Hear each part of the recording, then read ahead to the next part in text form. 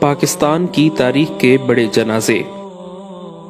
امام احمد بن حنبل رحمۃ اللہ علیہ نے فرمایا تھا کہ ہمارے جنازے ہماری حقانیت کا فیصلہ کریں گے۔ جب ان کا انتقال ہوا تو بغداد میں لاکھوں افراد ان کے جنازے میں شریک ہوئے اور اس جنازے کی شان دیکھ کر ہزاروں غیر مسلموں نے اسلام قبول کر لیا۔ 21 اکتوبر 1929 بروز جمعرات کو میاں والی جیل میں غازی علم الدین کو گستاخ رسول راج پال کو قتل کرنے کے جرم میں پھانسی دے کر شہید کر دیا گیا۔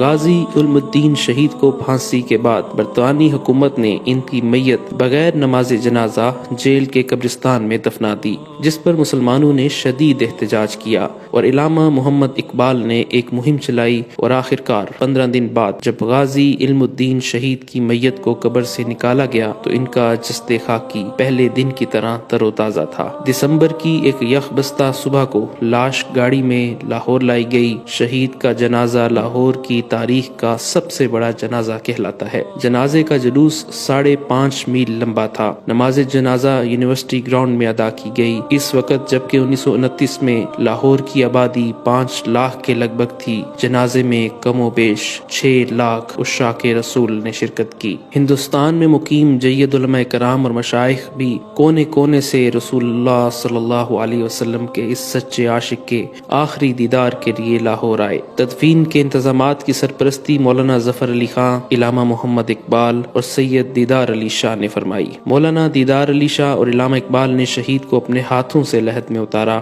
جس پر مولانا ظفر علی خان نے کہا تھا، کاش یہ مقام مجھے نصیب ہوتا۔ اس موقع پر علامہ اقبال نے فرمایا تھا کہ یہ ترخان کا لڑکا ہم سب پڑھے لکھوں سے بازی لے گیا۔ لوگوں نے عقیدت میں اتنے پھول نچھاور کیے کہ میت ان میں چھپ کر رہ گئی۔ سید احرار، مجاہد ختم نبوت، مجدد خطابت، بطل حریت، تحریک ختم نبوت 1953 کے روح رواں سید عطا اللہ شاہ بخاری 21 اگست 1961 کو ملتان میں انتقال ہوا۔ انہوں نے 50 برس بھرپور قومی اور ملی خدمات میں گزارے۔ ان کے جنازے میں تقریباً 2 لاکھ افراد شریک ہوئے۔ ان کی نماز جنازہ ان کے فرزند اکبر مولانا سید ابو ذر بخاری نے پڑھائی۔ جنازے کے چاروں طرف 8 بانس لگا دیے گئے کہ ہر شخص کندھا دینے کی سعادت حاصل کرنا چاہتا تھا۔ آہستہ آہستہ تمام سڑکیں، میدان، گلیاں، مکان اور چھتیں لوگوں سے اٹی ہوئی تھیں۔ 1 میل لمبا جنازے کا جلوس تھا۔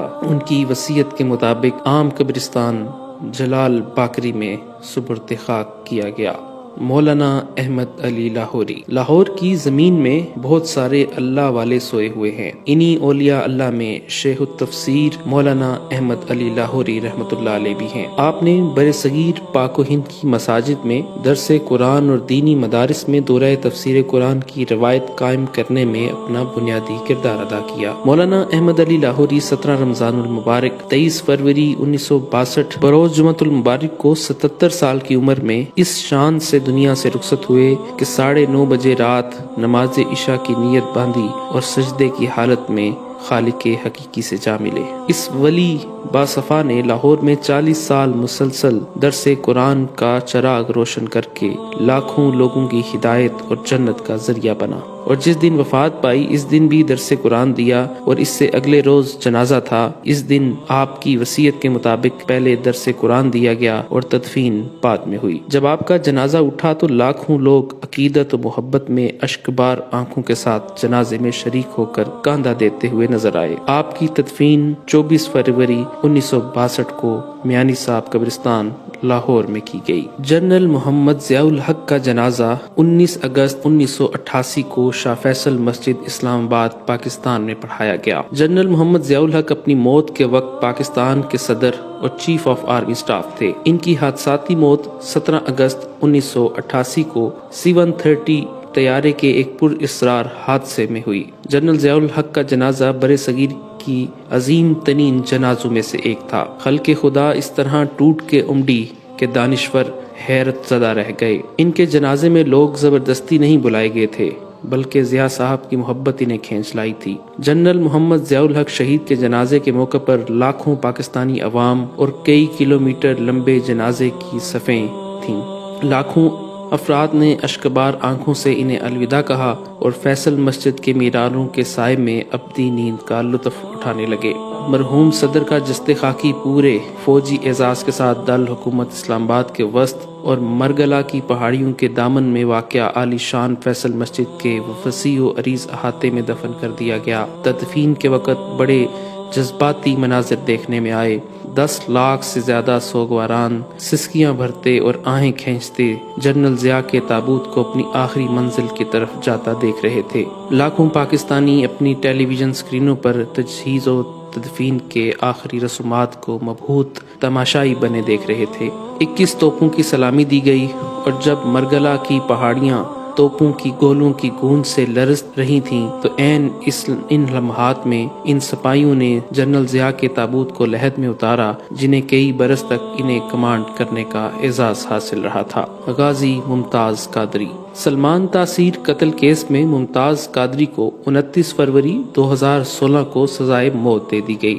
شہادت کے دوسرے دن 1 مارچ 2016 بروز منگل لیاقت باغ راولپنڈی میں لاکھوں عاشقان رسول تمام مکاتب فکر کے لاکھوں افراد نے شیخ الحدیث سید حسین الدین شاہ کی اقتداء میں ممتاز قادری کی نماز جنازہ ادا کی۔ نماز جنازہ کے لیے راولپنڈی کا تاریخی لیاقت باغ چھوٹا پڑ گیا۔ لاکھوں کی تعداد میں شرکاء پنڈال کے اندر اور باہر موجود تھے جو ذکر الہی اور درود شریف پڑھتے رہے۔ نماز جنازہ میں مختلف سیاسی اور مذہبی تنظیموں کے رہنماؤں نے شرکت کی جبکہ ملک بھر سے لوگ قافلوں کی صورت میں راولپنڈی پہنچے۔ پاکستان کے علاوہ خلیجی اور یورپی ممالک سے کئی افراد نماز جنازہ میں خصوصی طور پر شریک ہوئے۔ ممتاز قادری کے جنازے میں تا حد نگاہ عوام کا جم غفیر تھا۔ میت کے ہمراہ لوگ پیدل سفر کر رہے تھے۔ شرکاء کی بڑی تعداد کے باعث منٹوں کا سفر گھنٹوں میں طے ہوا۔ بلا شبہ غازی ممتاز قادری شہید کا جنازہ پاکستان کی تاریخ کا سب سے بڑا اجتماع تھا۔ لیاقت باغ کے ہر اطراف 3 کلومیٹر تک انسانی سر ہی سر دکھائی دے رہے تھے۔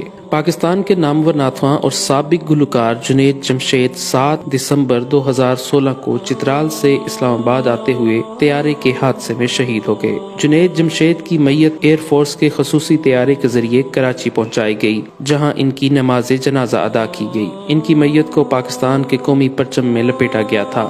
جنازے سے پہلے ایئر فورس نے گارڈ آف آنر بھی دیا۔ جنید جمشید کی نماز جنازہ میں لاکھوں افراد نے شرکت کی۔ اس جنازے کو کراچی کی تاریخ کا سب سے بڑا جنازہ کہا جاتا ہے۔ لوگوں کی بڑی تعداد صبح سے ہی جنازگاہ پہنچ چکی تھی۔ AKD گراؤنڈ میں ہر طرف سر ہی سر نظر آ رہے تھے۔ ملک کے معروف مذہبی اور سیاسی شخصیات، تینوں مسلح افواج کے اعلیٰ عہدیداروں، کرکٹروں، کھلاڑیوں اور مختلف پیشوں سے وابستہ افراد، معروف تاجروں اور صنعت کاروں سمیت لاکھوں افراد نے نماز جنازہ میں شرکت کی۔ جنازگاہ میں تل دھرنے کی جگہ نہیں تھی اور گراؤنڈ کی حدود سے باہر بھی جم غفیر موجود تھا۔ اس کے بعد جنید جمشید کے جسد خاکی کو کرنگی انڈسٹریل ایریا میں واقع جامعہ دارالعلوم کراچی میں سپرد خاک کر دیا گیا۔ مولانا عبد الوہاب پاکستان کی تبلیغی جماعت کے تیسرے امیر تھے۔ تبلیغی جماعت کا حصہ بن کر 80 سال دعوت و تبلیغ میں گزارنے والے مولانا عبد الوہاب المعروف حاجی عبد الوہاب نومبر 2018 کو طویل علالت کے بعد 96 برس کی عمر میں خالق حقیقی سے جا ملے۔ لگ بھگ 20 برس سے ویل چیئر پر آئے اور برسوں دمے جیسے موذی مرض سے لڑتے رہنے کے باوجود حاجی عبد الوہاب نے آخری سانس تک شرعی احکامات کی پاسداری کو مقدم رکھا۔ ان کے انتقال کی خبر ملتے ہی پاکستان سمیت دنیا بھر سے لاکھوں لوگ رائیونڈ پہنچنا شروع ہو گئے اور دیکھتے ہی دیکھتے رائیونڈ جہاں ہر سال عالمی تبلیغی اجتماع منعقد کیا جاتا ہے لوگوں سے بھر گیا۔ حاجی عبد الوہاب کا جنازہ رائیونڈ میں شیخ الحدیث مولانا مفتی نذر الرحمان نے پڑھایا جو حاجی عبد الوہاب کی وصیت کے مطابق تبلیغی جماعت کے نئے امیر بنے۔ آہوں، سسکیوں، دعاؤں اور ذکر کے ہدیے کے ساتھ ایک جم غفیر نے تبلیغی مرکز رائیونڈ کے وسیع اور عریض پنڈال میں نماز جنازہ میں شرکت کی۔ واضح رہے کہ 12 لاکھ کی گنجائش والی اس اجتماع گاہ میں تل دھرنے کو جگہ نہیں بچی تھی۔ اس جنازے کا شمار پاکستان کی تاریخ کے بڑے جنازوں میں ہوتا ہے۔ ٹریفک کا رش زیادہ ہونے کی وجہ سے کارکنان کی بڑی تعداد جنازے میں شریک نہ ہو سکی۔ لوگوں کی آمد کا سلسلہ نماز مغرب کے بعد بھی جاری رہا جس کی وجہ سے نماز جنازہ 1.5 گھنٹہ تاخیر سے ادا کی گئی۔ تحریک لبیک پاکستان کے سربراہ علامہ خادم حسین رضوی کی نماز جنازہ مینار پاکستان گراؤنڈ میں ادا کی گئی۔ ان کے جنازے کو لاہور کی تاریخ کا سب سے بڑا جنازہ قرار دیا جا رہا ہے۔ جنازے میں لاکھوں لوگ شریک ہوئے۔ علامہ خادم حسین رضوی کی میت ایمبولینس کے ذریعے صبح 9 بجے گھر سے نماز جنازہ کی ادائیگی کے مقام مینار پاکستان کے لیے روانہ ہوئی، لیکن کارکنوں اور عقیدت مندوں کے بے پناہ رش کی وجہ سے ایمبولینس 4 گھنٹے بعد آزادی فلائی اوور تک پہنچ سکی۔ نماز جنازہ کی ادائیگی میں شرکت کے لیے آنے والوں کا رش اس قدر زیادہ تھا کہ ایمبولینس کو مینار پاکستان کی گراؤنڈ کے اندر نہ لے جایا جا سکا اور آزادی فلائی اوور کے اوپر ہی کھڑی کر کے نماز جنازہ پڑھی گئی۔ مینار پاکستان گراؤنڈ لوگوں سے پوری طرح بھر گیا اور لوگوں کی بڑی تعداد گراؤنڈ سے باہر بھی موجود تھی۔ جنازے میں شرکت کے لیے ملک بھر سے قافلوں کی صورت میں لوگ جنازگاہ پہنچے۔